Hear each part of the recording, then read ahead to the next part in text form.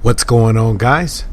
This is Martyrs Brigade 99 coming to you once again with another session of Dark Souls commentary. Now I know some of you guys may think to yourself like, hey yo Brigade, this is Dark Souls 2 dude, time for you to change up the introduction. Well, guess what? I've been saying Dark Souls commentary for so long that even if we have Dark Souls 3, at the end of the day it's still Dark Souls, dude, and I think you guys get it. So I'm not going to say Dark Souls 2 commentary. If we're lucky to get a Dark Souls 3, I'm not going to say Dark Souls 3 commentary. I'm just going to keep it with the same intro because I think you guys know the point after all this time. Alright, so what do I want to talk about this time around?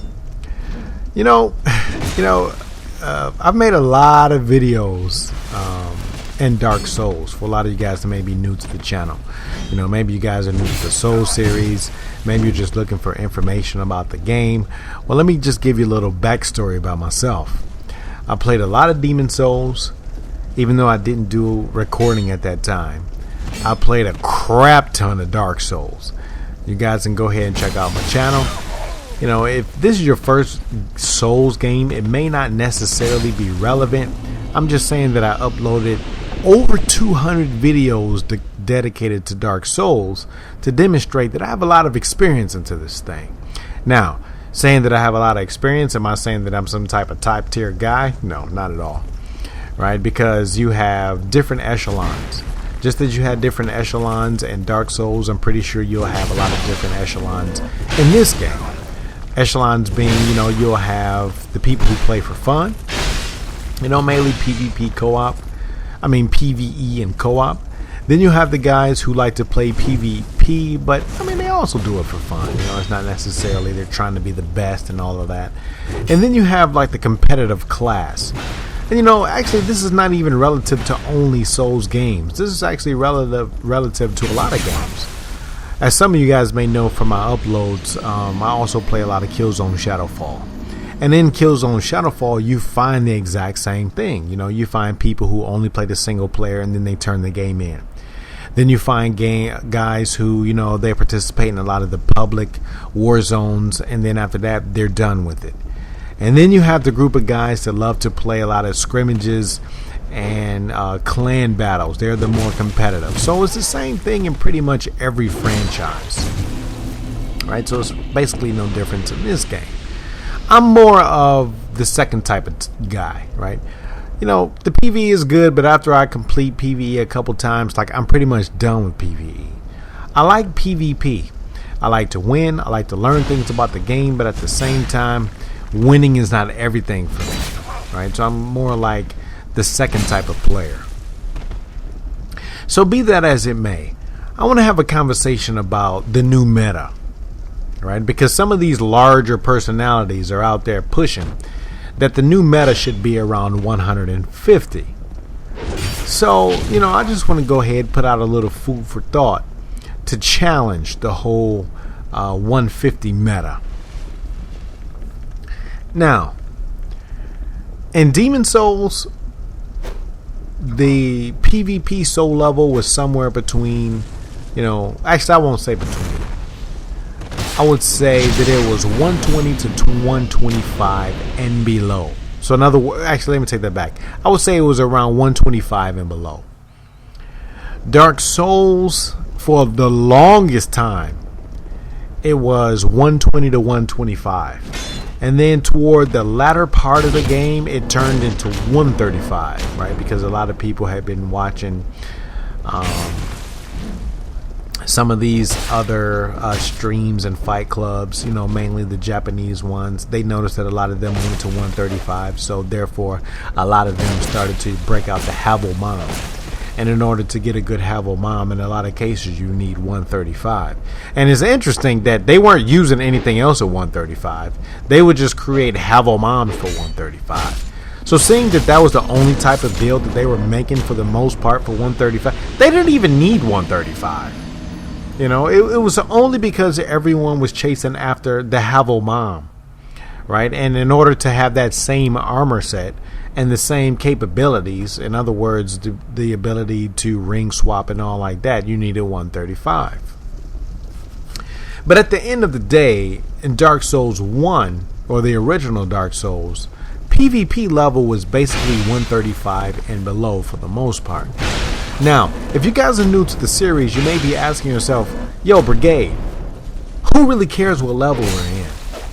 Well, let me just kind of explain something. The main reason why we had like a meta, you might call, for PvP was because, think about it, soul levels ranged from 1 to like upwards in the 700s. So in other words, if we were to come up with a meta, we would get a large body of players within a certain soul level range, which would therefore maximize our opportunities for PvP. Now, in the original Dark Souls, it was 10 levels plus 10%. So in other words, a soul level 80 could invade up to, let's say 10% is 8, so 88 plus 10 levels, 98. Okay, so actually let me go backwards. 80 10% is 72, plus 10 is 62. So in other words, a level 80 can invade up to, let's just say, a level 60-ish, 62, maybe 65, all the way up. So in other words, if you are a soul level 80 and you invade it, you can actually invade a soul level 100. But you couldn't go below a certain point. But see, now that we have Dark Souls 2, they've incorporated a new system, which is this whole soul memory garbage, right? And soul memory, I guess it's, you have to be within a certain range of the soul memory. And hopefully they'll change that. But until they actually make a change, you know, some of these big name personalities have been talking about soul level 150. Some of their arguments are saying that adaptability is so important, and for a lot of these guys that love using pure casters, you need to go that high. I will argue a little different, and here's why. Think about soul level, and once again, if you haven't played the original Dark Souls, some of this may be a little foreign to you. But since a lot of my subscribers know me from the original Dark Souls, the conversation would definitely be relevant. Now, at soul level 120 to 130, or even 135, you had certain limitations. In other words, you couldn't go 40-40 and fast roll with full giants. Full giants meaning you have all, you know, the highest defense in the game with almost the most poise. You would have to make some sacrifices. So yeah, soul level, 125, you would get the highest, the most benefit out of most weapons, counting diminished returns. But at the same time, you had to make a sacrifice on armor. Let's just say you wanted to be a caster, right? Let's just say you wanted to be a mage, and let's just say you wanted to go 50 in intelligence. Yeah, you can go 50 in intelligence, but if you go 50 in intelligence, but the soul level is kept somewhere between 120 and at most 135, you had to make some sacrifices. In other words, you couldn't go 50 intelligence, fast roll, and have, Havels, full Havels, which was 121 poise. So you may benefit in one area, but you would also have to sacrifice in another. Well, guess what? The pros want to have their cake and eat it too. And this is why I'm not agreeing with the soul level 150 suggestion. Me personally, I'm at 130. Now, keep in mind, I'm not saying that because I'm at 130, that everybody should be 130. I'm not even establishing a soul level meta. I'm just giving everybody some food for thought.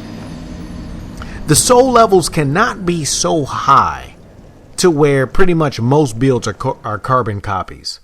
Because if that's the case, then where are you really seeing skill come in? You have to sacrifice something. In other words, these guys want to have soul level 150 so that they can all have like 38 adaptability and then have good stats for the weapons. No. It doesn't work like that. I'm at soul level 130. I'm at 28 strength, 40 dexterity, and I have like 20 adaptability. Am I making sacrifices? Of course I'm making sacrifices. If this were a perfect build, you know what I would have? 40-40, a good amount of vigor, and I would have 38 adaptability. But guess what? Seeing that I have capped my personal build at a certain point, I can't have my cake and eat it too. So the way I see it, soul levels can't be too high, because if they're too high, where's really the comp? In other words, if everybody's build can function the same, where's the competition? There's not really competition. You're not really seeing whose build is the best if they all function the same. If all of the builds have full caster ability, full adaptability, full, maximum potential out of all weapons, then like what are you really testing? Because if that's the case, if you really want to make the argument of, well, so what, then my argument would be, well, let's not just go max level. So the thing is, I would argue that the new soul level meta, whatever it may be, it should be low enough to where your build is still viable. Now keep in mind, the degree to which a build is viable is largely dependent upon the player. Because in other words, I can have a soul level 130 and do fine with it. But let's just say a newer player may have a soul level 130 and suck with it. So it does have, it does leave some responsibility on the player to get better or to get good. And I would argue that when you have a relatively lower soul level meta, it would force some of these guys to adjust their playstyles. Like in other words, I'm soul level 130. I don't have 38 adaptability. So would I be able to skip out of every single hit? Perhaps like a soul level, 130 with 38 adaptability. I would probably have to change how I play. I would probably have to change, how I engage, how much I use my stamina, how much, how aggressive I am and what I'm able to do. Whereas if everyone was soul level, 150 or 175, like everybody would have max abilities. So keep in mind, the whole purpose of having soul level metas, and just keep in mind that I'm saying soul levels right now because we don't really know all the facts surrounding soul memories. And seeing that we just received the patch, we still don't know the details of the patch. We don't really know what's going on. So that's why I'm keeping the subject on soul levels. So in other words, you don't want it to be so high to where every build can pretty much do everything, because where's the uniqueness, right? Like in other words, if you have it low enough, then you can say, well, I have to dedicate my build to dex weapons. Well, guess what? Because it's capped off at this level, I have to dedicate my build to strength weapons. Because this build is this low, I have to dedicate it only to miracles. Whereas if it's too high, then you basically have an all-in-one build, So you're not really seeing which build shines more than others.